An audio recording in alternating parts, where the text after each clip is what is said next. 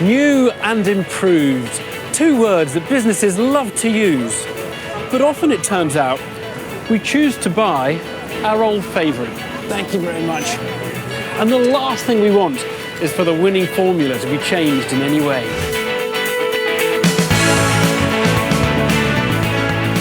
Coca-Cola is the world's biggest brand. Its success depends on one essential: a secret recipe kept under lock and key. When you buy Coke, you're buying into a branding heritage, a cultural icon. It's an extraordinary product. People did not want that tampered with. This is the story of an intense rivalry, an ill-considered decision, and Coke shooting itself in the foot.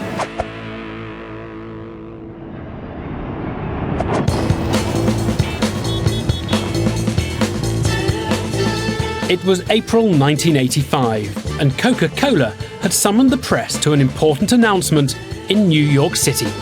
I think the anticipation would be that whatever Coke did would be a smart move. No one anticipated it wouldn't be. Camera crews, the major publications, everybody was going to be there. They orchestrated that part of the event quite well. They know how to do an event. The really incredible thing was that they were able to keep this a secret for so long. Coke chairman Roberto Goizueta was ready to let out his secret. I'm going to get right to the point. The best soft drink, Coca-Cola, is now going to be even better. Simply stated, we have a new formula for Coke. For a second, the room is dead quiet. And that was a surprise. Coke represents America. And it was sort of like saying, well, we've decided to change the American flag and put the stars someplace else. I mean, what? Why are you doing that?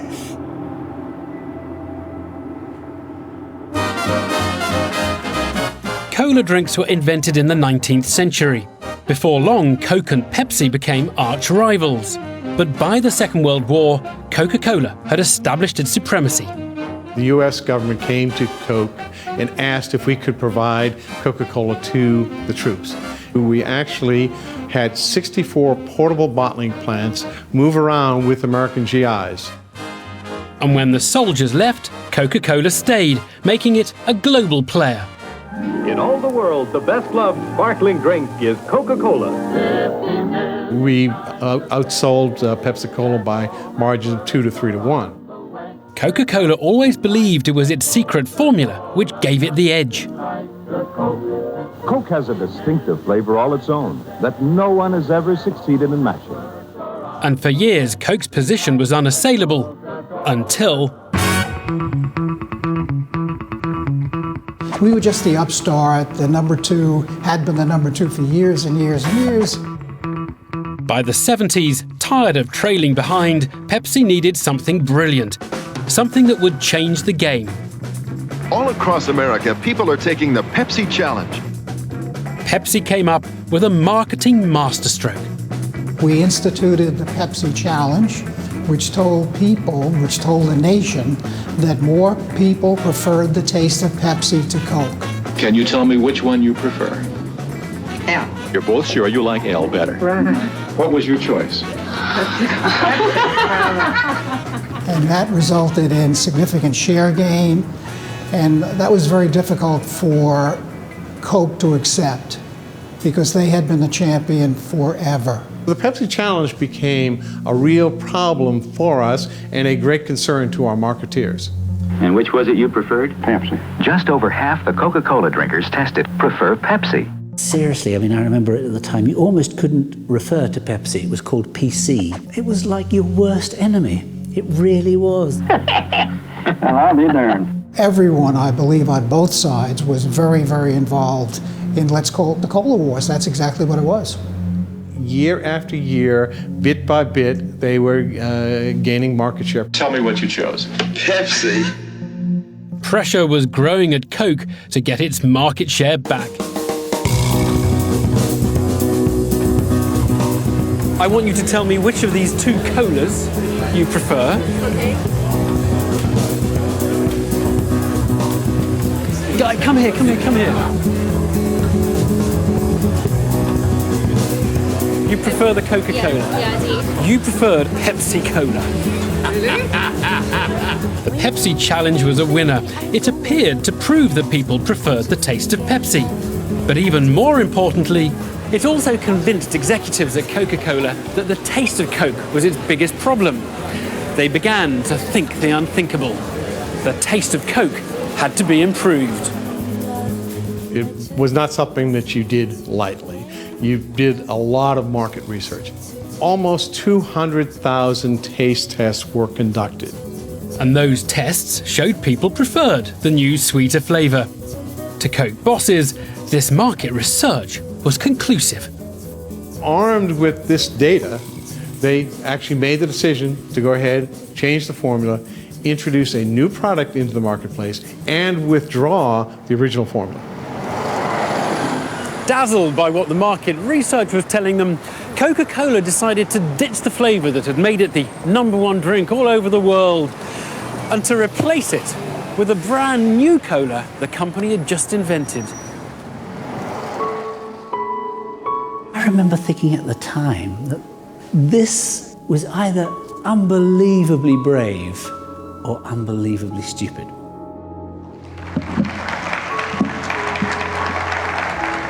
Thank you very much, Roberto. Well, we simply believe that this is the biggest news about Coca-Cola and the best news about Coca-Cola that we've ever announced or ever will announce. Consumers preferred the new taste over the original by a margin of 61 to 39. He expected us to love the idea, and he did not get the sort of cheer he anticipated. It just died. And then the questions came. I mean, are you 100% certain that this won't bomb, this new formula? As I said, I think this is the surest move ever because the consumer made it. We didn't. They lost control of the meeting. And despite all the things they had planned, they didn't expect questions to be quite as harsh as they were. To what extent are you introducing this product to meet the Pepsi challenge?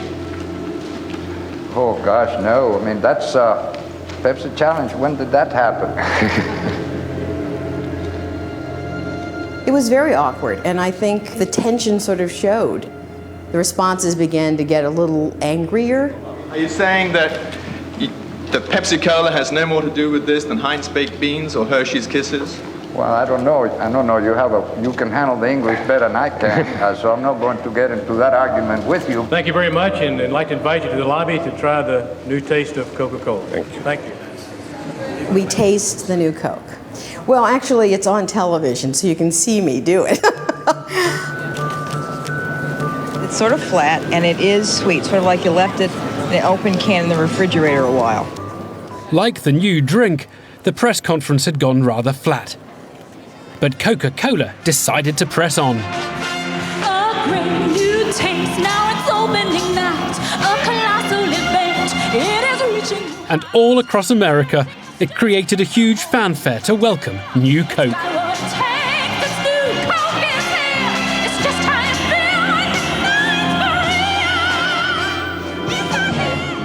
It took a few days for the consumer reaction to start to move negatively. Typically, in our Consumer Information Center, we'd get about 300 to 400 calls a day. Suddenly, we were getting 1,500 calls a day. And these were not positive calls. These were negative calls. These were calls that basically said, I want my Coke back. We started to see protests in the street.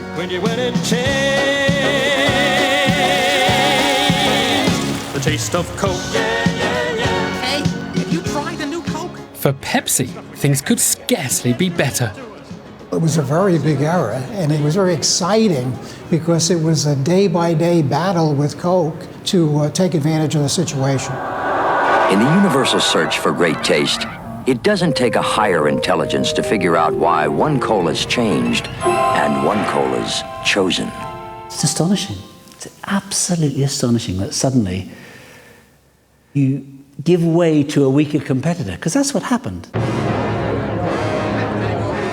On the streets, the demonstrations were getting angrier.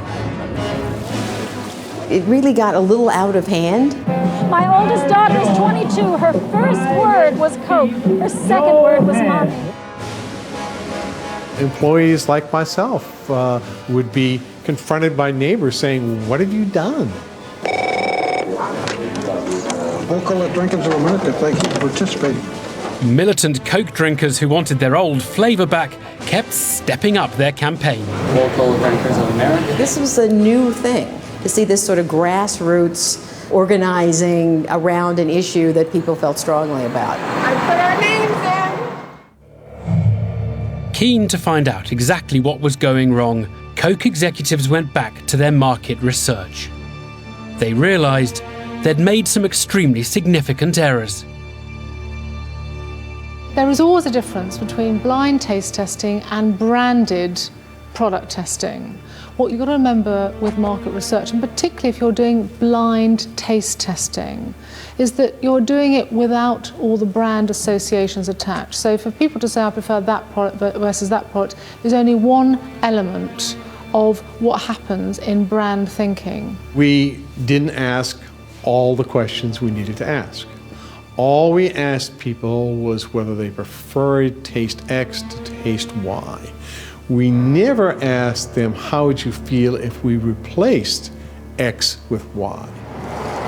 The funny thing about this case is that big old dominant companies like Coke are usually accused of being too stuck in their ways. They're like dinosaurs, unable to keep up with the world. What Coke found out was it's not as simple as that. Successful companies have reasons to be cautious of change. I have an expression I use to all my clients is check the bathwater for babies.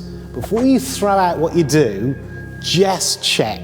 The prime lesson is that you don't mess with a brand that easily and that, in a sense, that quickly.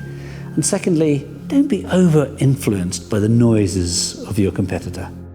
Coke now knew it had messed up horribly, and the error was in danger of handing Pepsi an all-out victory in the cola wars. Wars consist of a series of battles. What Pepsi felt at the time was we won this battle.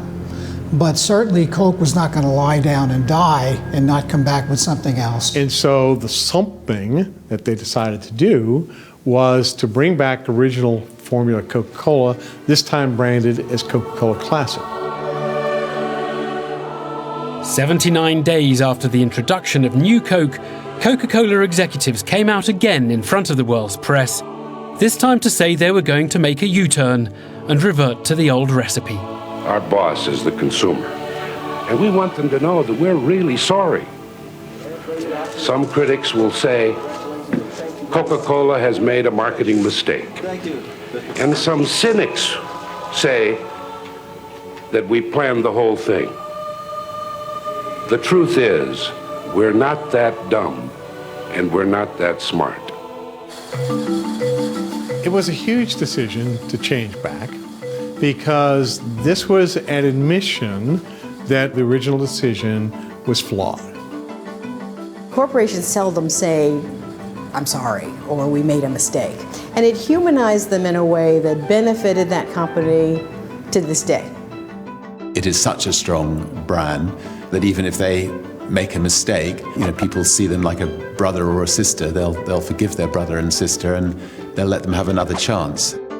If we ever heard of another one like this today, we'd go, wow, how can people do that? Not in the US. I think we've learned that lesson very well.